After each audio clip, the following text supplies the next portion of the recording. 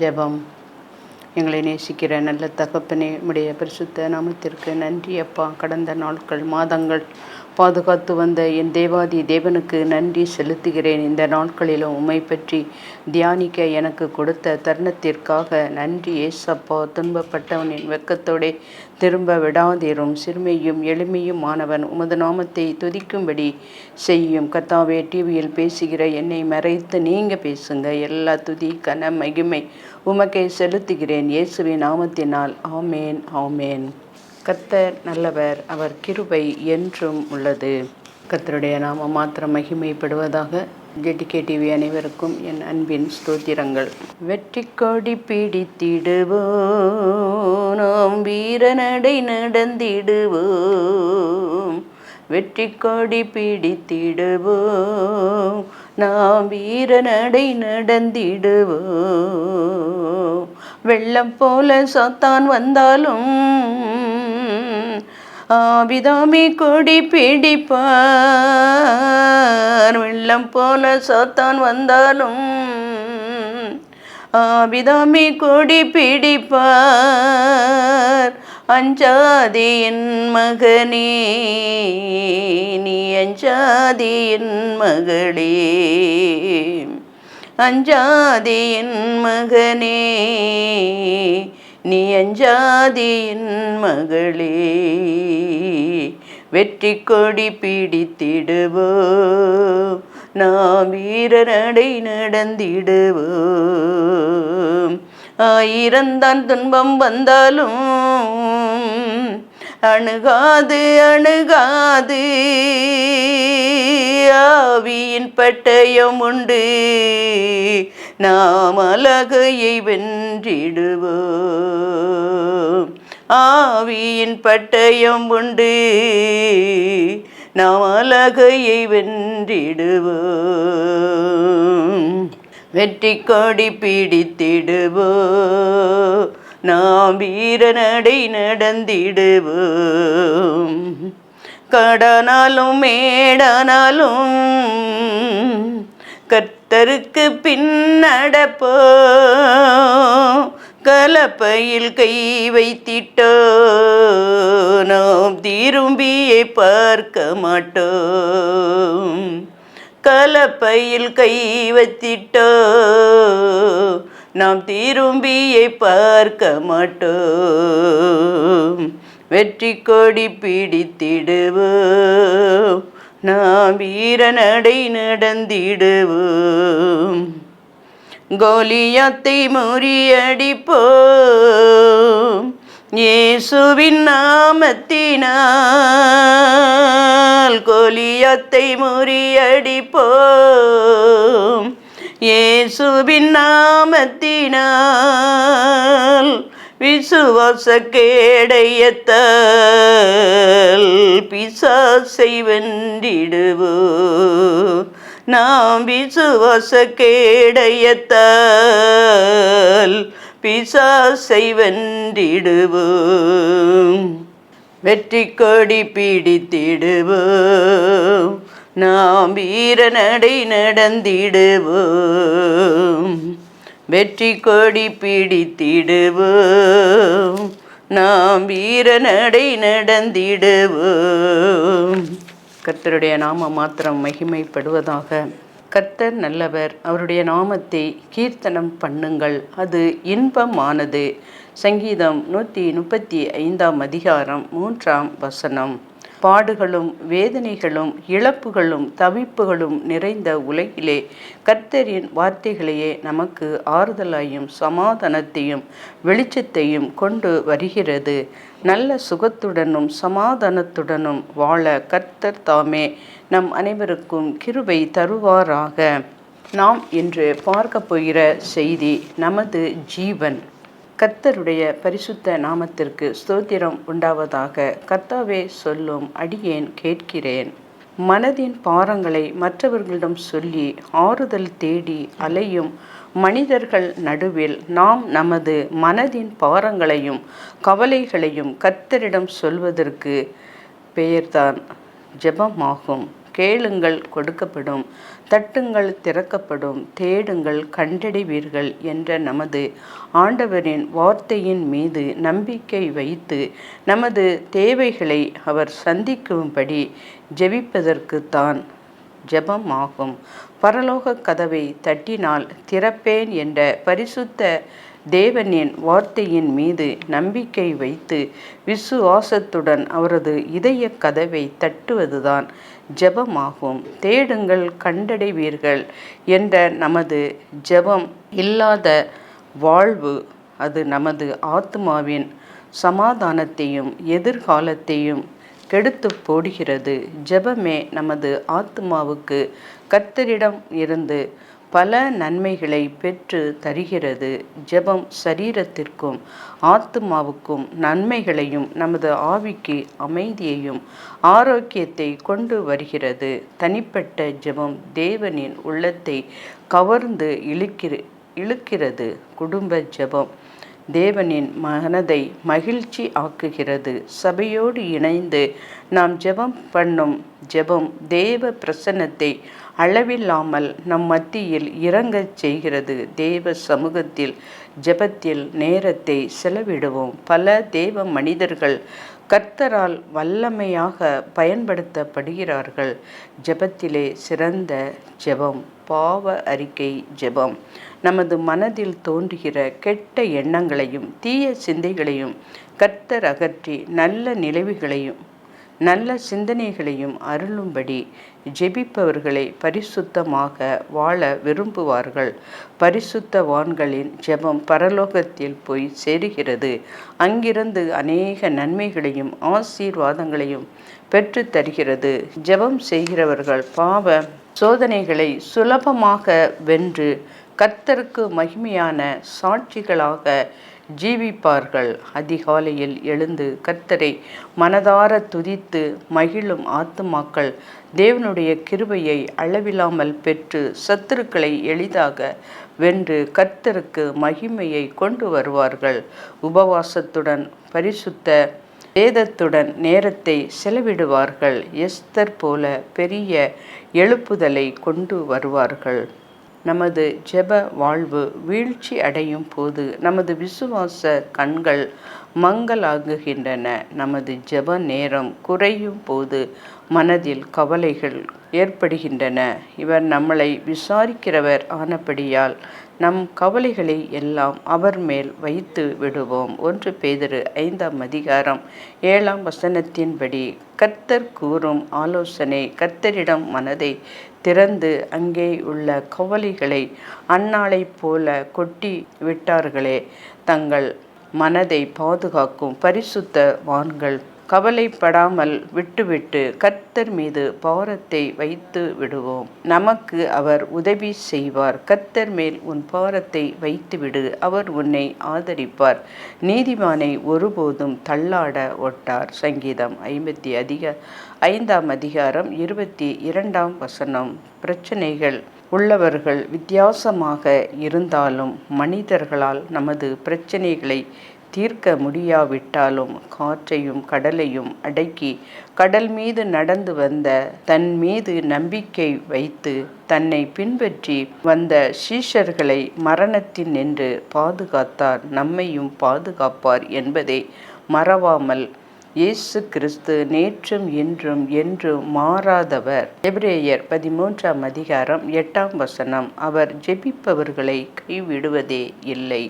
அதாவது தானியேல் போல முழங்கால் படியிட்டு பரிசுத்தமாக தன்னை தாழ்த்தி ஜெபிப்பவர்களை, அதாவது பவுலும் சீலாவும் போல துன்பத்தின் நடுவிலும் விசுவாசித்து ஜெபிப்பவர்கள், யோனா போல மீன்களின் வயிற்றில் கடுமையான உபத்திரவத்தின் மத்தியில் சாகவும் முடியாமல் வாழவும் முடியாமல் வேதனையில் கதறும் பிள்ளைகளை அவர் ஆற்றுகிறார், தேற்றுகிறார், தப்புவிக்கிறார், ஆசீர்வதிக்கிறார். உபத்திரப்பட்டவனுடைய உபத்திரவத்தை அவர் அற்பமென்று எண்ணாமலும் அருவருக்காமலும் நம்முடைய முகத்தை அவர்களுக்கு மறைக்காமலும் இருந்து தம்மை நோக்கி அவன் கூப்பிடுகையில் அவனை கேட்டருளினார்.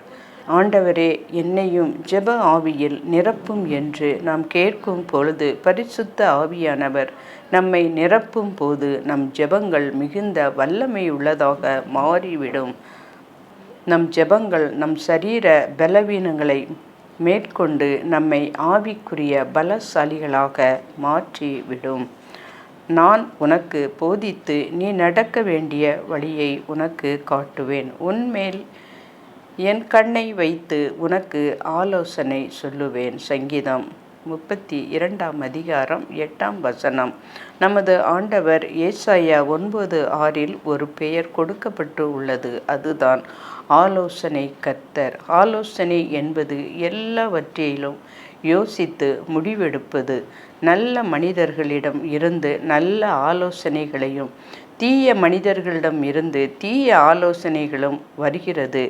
சர்ப்பம் கொடுத்த ஆலோசனை ஏதேன் தோட்டத்தில் ஏவாளை சாபத்துக்குள் தள்ளினது. ஆனால் கர்த்தர் ஆபிரகாமுக்கு கொடுத்த ஆலோசனை அவனை ஆசீர்வாதத்தின் தகப்பனாகவும் விசுவாசிகளின் தகப்பனாகவும் மாற்றி விட்டது. இரவு முழுவதும் பிரயாசப்பட்டும் ஒரு மீனும் அகப்படவில்லையே என்ற துக்கத்தில் இருந்து பேதுருவுக்கு கர்த்தர் கொடுத்த ஆலோசனையை வலையை வலதுபுறமாக போடுங்கள் என்பதே. அப்படியே அவரது ஆலோசனைக்கு கீழ்ப்படிந்து கடலிலே வலையை போட்டபோது துக்கத்தையும் வேதனையையும் கொடுத்த அதே கடல் அவருக்கு மகிழ்ச்சியையும் சந்தோஷமாகவும் உள்ள இடமாக மாறிவிட்டது.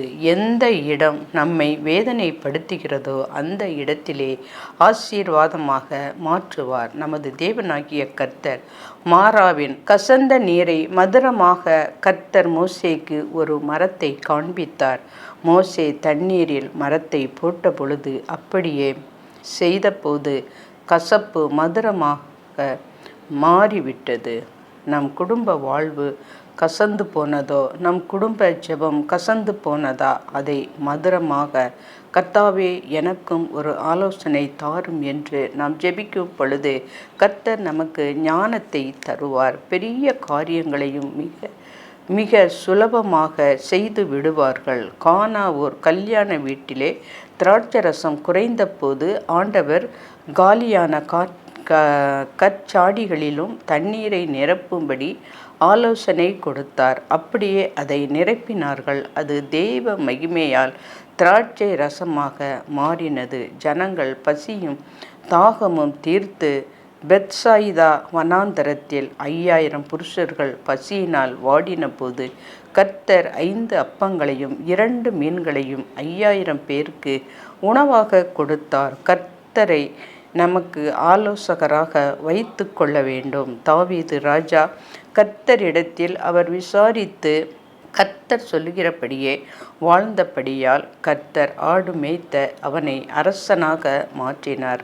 சவுல் ராஜா கர்த்தருடைய ஆலோசனையை தள்ளிவிட்டு தன் மனம் போல வாழ்ந்ததினால் கர்த்தர் அவனையும் அவன் குடும்பத்தையும் புறக்கணித்தார். சீயோனை சேர்ந்த ஜனங்கள் எருசலேமில் வாசமாய் இருப்பார்கள். இனி நீ அழுது கொண்டு இராய். உன் கூப்பிடுதலின் சத்தத்துக்கு அவர் உருக்கமாய் இறங்கி அதை கேட்டவுடனே உனக்கு மறு உத்தரவு அருளுவார். ஆண்டவர் நமக்கு துன்பத்தின் அப்பத்தையும் உபத்திரவத்தின் தண்ணீரையும் கொடுத்தாலும் நம் போதகர்கள் இனி ஒருபோதும் மறைந்திருக்க மாட்டார்கள். நம் கண்கள் நம் போதகர்களை காணும். நீங்கள் வலதுபுறமாய் சாயும் போதும் இடதுபுறமாக சாயும் போதும் வழி இதுவே, இதிலே நடவுங்கள் என்று நமக்கு பின்னாலே சொல்லும் வார்த்தையை நம் காதுகள் கேட்கும். ஜெபிக்கிறவர்களுக்கு விசுவாசத்தை கொடுக்கிறார். விசுவாசம் இல்லாமல் தேவனுக்கு பிரியமாய் இருப்பது கூடாத காரியம். ஏனென்றால் தேவனிடத்தில் சேருகிறவன் அவர் உண்டென்றும் அவர் தம்மை தேடுகிறவர்களுக்கு பலன் அளிக்கிறவர் என்றும் விசுவாசிக்க வேண்டும். எபிரேயர் 11:6 விசுவாசம் இல்லாத ஆயிரக்கணக்கான ஜெபங்களை விட எலியா தீர்க்கதரிசி ஜெபித்தது போல விசுவாசித்து ஜெபிக்கும் ஜெபமே மேலானது. சோம்பலாய் இருப்பவர்கள், ஜெப வாஞ்சை இல்லாமல் ஜெபிப்பவர்கள் தேவனுடைய முழுமையான அன்பையும் ஆசீர்வாதத்தையும் பெறுவது கடினம். அதிகாலையில் எழுந்து இயேசுவை தேடின மகதலேனா மரியாள் போன்றவர்களுக்கே அவர் முதலிடம் கொடுக்கிறார். பேதுருவை காப்பாற்ற எருசலேம் சபையார் இரவு முழுவதும் ஜெபித்த ஜெபத்துக்கே கர்த்தர் முதலிடம் கொடுக்கிறார். ஒரு வார்த்தை சொல்லும், என் வேலைக்காரன் சுகமாவான் என்ற 100க்கு அதிபதியின் ஜெபத்தையே கர்த்தர் பாராட்டினார். நீர்தானே எஜமான் என்று தன்னை தாழ்த்தின கானானிய ஸ்திரியை பார்த்து, ஸ்திரியே, உன் விசுவாசம் பெரியது, நீ விரும்புகிறபடி உனக்கு ஆக கடவது என்றார். மத்தேயு 15ஆம் அதிகாரம் 28ஆம் வசனம். யோபின் வாழ்க்கையை பார்க்கும் பொழுது அவன் சரீரத்தில் வியாதி, மனைவி கைவிட்டு விட்டாள், பிள்ளைகளும் மரித்து விட்டார்கள். இவைகளின் மத்தியில் யோபு தன் நண்பர்களுக்காக ஜெபித்தான். அவன் நண்பர்கள் மேல் எவ்வளவு கரிசனை பார்ப்போம் என்றால், யோபு தன் நண்பர்களுக்காக ஜெபித்த பொழுது கர்த்தர் அவன் சிறையிருப்பை மாற்றி இங்கு 100க்கு அதிபதியும் தன் வேலைக்காரனுக்காக ஜெபிக்கிறான். நாமும் மற்றவர்களுக்காக ஜெபிக்கும் பொழுது நம் சிறையிருப்பு மாறும். பொருநெளிவு செய்த தர்மங்கள் தேவ சன்னதியில் நினைவூட்டுவது போல நாம் செய்கிறதான தர்மங்கள் நம் சந்ததிக்கு ஒரு ஆசீர்வாதத்தை கொண்டு வரும். நாமும் மற்றவர்கள் மீது எப்பொழுதும் அன்பும் கரிசனையும் வைக்க வேண்டும். 100க்கு அதிபதியிடம் காணப்பட்ட இந்த சிறப்பு அம்சங்களுக்கு இயேசுவிடம் இருந்து ஒரு வெகுமதி கிடைத்தது. நீ ஆபிரகாம், ஈசாக்கு, யாக்கோபுடன் பந்தி இருப்பாய் என்பதே இந்த வெகுமதி. இது மிக முக்கியமானது. இதை எதினாலும் ஒப்பிட்டு பார்க்க முடியாது. அநேகர் கிழக்கிலும் மேற்கிலும் இருந்து வந்து பரலோக ராஜ்யத்தில் ஆபிரகாம், ஈசாக்கு, யாக்கோபு என்பவர்களோடே பந்தி இருப்பார்கள். ராஜ்யத்தின் புத்திரரோ புறம்பான இருளிலே தள்ளப்படுவார்கள். அங்கே அழுகையும் பற்கடிப்பும் உண்டாயிருக்குமென்று உங்களுக்கு சொல்லுகிறேன் என்றார். மத்தேயு 8ஆம் அதிகாரம் 11ஆம் வசனம் 12ஆம் வசனம். ராஜ்யத்தின் புத்திரர் இயேசுவை சிலுவையில் அறைந்தனர். ஆனால் கிழக்கிலும் மேற்கிலும் வருகிறவர்கள் ராஜ்யத்தின் புத்திரராக மாறி ஆபிரகாம், ஈசாக்கு, யாக்கோபு என்பவர்களுடன் பந்தியில் இருப்பார்கள். இந்த 100க்கு அதிபதி ஒரு ரோமன். ஆனால் அவன் ராஜ்யத்தின் புத்திரராய் மாறி விட்டான்.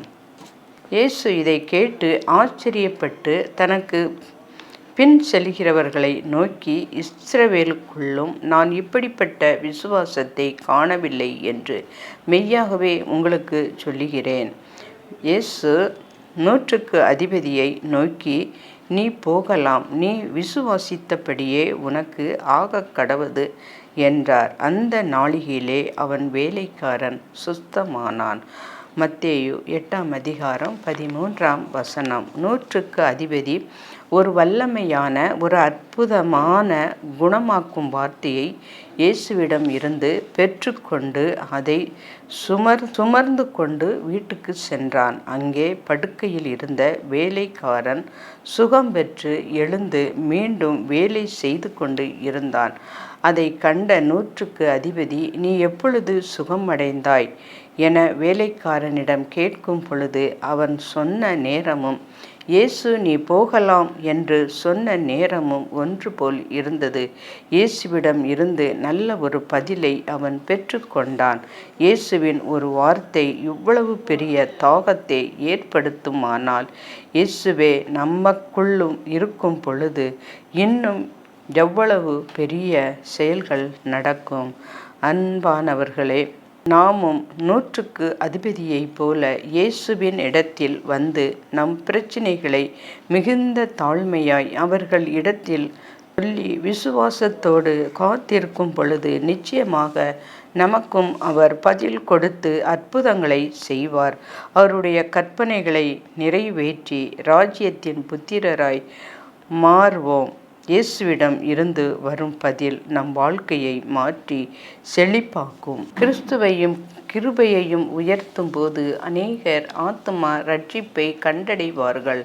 பலவீனமான விசுவாசம் பலமுள்ளதாக மாற வேத வசனமும் பரிசுத்த ஆவியும் தேவை. பரிசுத்த ஆவியானவர் வேத வசனத்தில் இருந்து பேசுவார். தேவ வசனத்தை உறுதிப்படுத்துவார். தீமைகள் எல்லாம் பாவத்தின் வேராய் இருக்கிறது. பாவம் அழியப்படும் போது தீமையும் அழிந்து போகும். தீமைகள் அழியும் பொழுது நன்மைகள் உயிர் பெறும். அசுத்தம் அகன்று பரிசுத்தம் உண்டாகும்.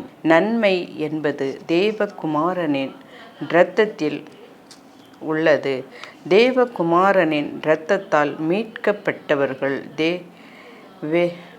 தேவ வசனத்தை பேசும்போது அநேகர் ஆசீர்வதிக்கப்படுவார்கள். மரணத்தின் பிடியிலிருந்து அநேகர் விடுவிக்கப்படுவார்கள். ஆவியினாலே, பலத்தினாலும் அல்ல, பராக்கிரத்தினாலும் அல்ல, தேவனுடைய ஆவியினாலே ஆகும். சகரியா 4:6 என்பது மாம்சம் பலமுள்ளதாய் இருந்தாலும் அல்லது பராக்கிரமசாலியாக இருந்தாலும் கர்த்தர் அந்த நபருக்குள் இருக்கும் ஜீவனை எடுத்து போட்டால் அவன் யோசனைகள் அழியும். அழிவில்லாத சரீரம் பராக்கிரமசாலியாக இருந்தும் பிரயோஜனம் இல்லை. ஜெபமே ஜெயம், ஜெபமே ஜீவன். கிறிஸ்துவின் ஜீவன் ஒரு ஆத்துமாவுக்குள் பிரவேசிக்கும் போது அங்கே ஜெபம் என்ற ஜீவன் பாய்கிறது. ஜெபமே ஜெயம், ஜெபமே ஜெயம், ஜெபத்தால் ஜெயம் ஜெயமே. ஜெபமே ஜெயம், ஜெபமே ஜெயம், ஜெபத்தால் ஜெயம் ஜெயமே. விசுவாசமுள்ள ஜெபமே பிணியாளிகளை ரட்சிக்குமே. விசுவாசமுள்ள ஜெபமே பிணியாளிகளை ரட்சிக்குமே. ஜெபமே ஜெயம், ஜெபமே ஜெயம், ஜெபத்தால் ஜெபம் ஜெயமே. தானியேல் போல ஜெபித்திடும் தைரிய ஜெபவீரனானேன். தானியேல் போல ஜெபித்திட தைரிய ஜெபவீரனானேன். சத்ரக் மேஷக் ஆபேத்நேகோவை போல விசுவாசத்தில் என்றும் நிலைத்திருப்பேன். சத்ரக் மேஷக் ஆபேத்நேகோவை போல விசுவாசத்தில் என்றும் நிலைத்திருப்பேன். ஜெபமே ஜெயம், ஜெபமே ஜெயம், ஜெபத்தால் ஜெயம் ஜெயமே. ஜெபத்தால் ஜெயம் ஜெயமே. ஜெபிக்கிற ஆத்துமாவே ஜீவனுள்ள ஆத்துமா. ஜெபிக்கிற ஆத்துமாவை கிறிஸ்து கனப்படுத்துகிறது. என் பிதா எல்லாரிலும் பெரியவர் என்றார். ஆனால் சாத்தான் தன்னை பெரியவனாக காட்டுவதில் மிகுந்த சந்தோஷம் அடைகிறான். உலகத்தில் இருப்பவனிலும் உங்களில் இருக்கும் இயேசு பெரியவர். 1 யோவான் 4:4. கிறிஸ்து எந்த ஆத்துமாவில் பெரியவராக இல்லையோ அந்த ஆத்துமா கிறிஸ்துவினுடைய மீட்பை இன்னும் பெறவில்லை. மீட்கப்பட்ட ஆத்துமாக்களே ஆனந்த களிப்புடன் பாடி சீயோனுக்கு வருவார்கள். கிறிஸ்துவின் இரத்தத்தால் மீட்கப்படாத ஆத்துமாக்கள் கர்த்தரை துதித்து பாட மாட்டார்கள். ஏசாயா 51:11. மரியாள் தேவனை துதித்தாள். எலிசபெத் கர்த்தரை துதித்தாள். ஆத்துமாவில் துதி இருந்ததினால் அவர்கள் ஆவியில் விடுதலையும் களிகூர்தல் உண்டானது. துதிப்பதே மிக சிறந்த வழி. இரவும் பகலும் ஜெபமும் துதியும் எழும்பும் இடத்தில் எழுப்புதல் உண்டாகும். ஆதி அப்போஸ்தலர்கள் தேவனை துதிப்பதற்கு தடையாக இருந்த அனைத்தையும் இழக்க துணிந்தார்கள். நம்மை பாதுகாக்கும் காவலர்கள் எப்போது நம்மை தண்டிக்கிறார்கள். காவல்துறையினர் சொல்லும் ஆலோசனைகளையும் விதிகளையும் மீறும் போது அப்படி செய்வார்கள்.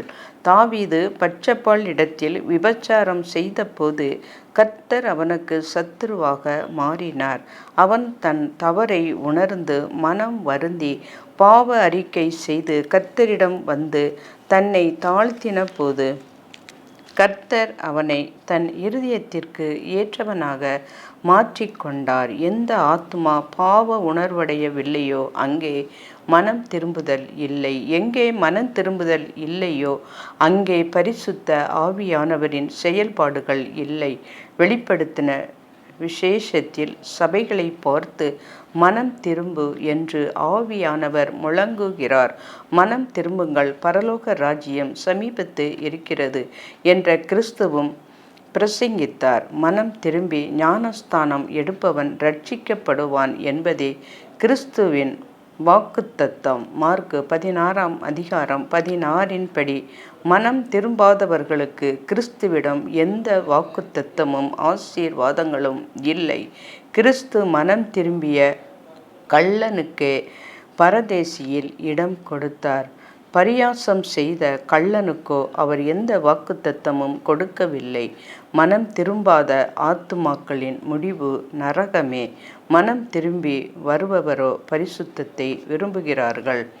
நமது ஆத்துமா பாதுகாக்கும் வல்லமை கர்த்தரிடம் மாத்திரமே உள்ளது. சர்ப்பங்களையும் தேள்களையும் மிதிக்கவும் சத்துருவின் சகல வல்லமையை மேற்கொள்ளவும் நமக்கு அதிகாரம் கொடுத்திருக்கிறார். ஒன்றும் நம்மை சேதப்படுத்த மாட்டாது. திடன் கொள்ளுங்கள், கர்த்தர் பெரிய காரியங்களை செய்வார். யோசுவா 1:5 படி கர்த்தர் நம்மை கைவிட மாட்டார், நம்மை விட்டு விலகவும் மாட்டார். கிறிஸ்துவுக்குள் வாழ்ந்து கிறிஸ்துவின் கிருபையில் பலப்படுங்கள். கர்த்தரின் கிருபை நம்மை எல்லாவித பொல்லாப்புக்கும் விலக்கி கர்த்தர் நம்மை பலுகி பெருக செய்வார். ஆவியானவர் ஆவிக்குரிய வாழ்க்கைக்கு தேவையற்ற எதையுமே பேச மாட்டார். ஆவியானவர் சுவிசேஷம் அறிவிப்பதற்கே ஊழியர்களை தேர்வு செய்தார். ஆவியானவர் வேத வசனத்துக்கு முரணான சத்தியத்தை பேச மாட்டார். தேவ ஆவியை நாம் எதினாலே அறியலாம் என்றால் மாம்சத்தில் வந்த கிறிஸ்துவை அறிக்கை பண்ணுகிற எந்த ஆவியும் தேவனால் உண்டாய் இருக்கிறது. அவருடைய கட்டளைகளை கை கொள்ளுகிறவன் அவரில் நிலைத்து இருக்கிறான். அனைவரும் அவரில் நிலைத்திருக்கிறார். அவர் நம்மில் நிலைத்து இருக்கிறதை அவர் நமக்கு தந்தருளின ஆவியினாலே அறிந்து இருக்கிறோம். உங்களையும் நம் குடும்பத்தையும் பரிசுத்தப்படுத்தும்படி ஜெபிப்போம். ஏழை எளியவர்களுக்கு தாராளமாய் உதவி செய்வோம். நற்செய்தி பணிகளுக்கு தாராளமாய் கொடுங்கள். நற்செய்தியாளர்களுக்கு தினமும் மறவாமல் ஜெபிப்போம். கர்த்தரின் மகிமையான பிரசன்னம் நம்மளையும் நமக்கு உண்டான எல்லாவற்றையும் பாதுகாத்து கொள்ளுவார். தேவனுடைய அன்பினால் நம்மை அரவணைப்பார். உலகம் தர முடியாத சமாதானத்தால் மனதை நிரப்புவார். நம் பெயரை ஜீவ புஸ்தகத்தில் எழுதுவார். உயிர்த்தெழுதலில் நம்மையும் பங்கடைய செய்வார். மகிமையான பரலோக வாழ்வை இலவசமாக அவர் தருவார். ஆதலால் பிரியமானவர்களே, இவைகளை முன்னே நாம் அறிந்திருக்கிறபடியால் அக்கிரமக்காரருடைய வஞ்சகத்திலே நாம் இழுப்புண்டு நாம் உறுதியில் இருந்து விலகி விழுந்து போகாதபடிக்கு எச்சரிக்கையாய் இருப்போம். நம்முடைய கர்த்தரும் இரட்சகருமாகிய இயேசு கிறிஸ்துவின் கிருபையிலும் அவரை அறிகிற அறிவியிலும் வளர்வோம். கர்த்தர் நம் அனைவரையும் ஆசீர்வதிப்பாராக. ஆமேன்.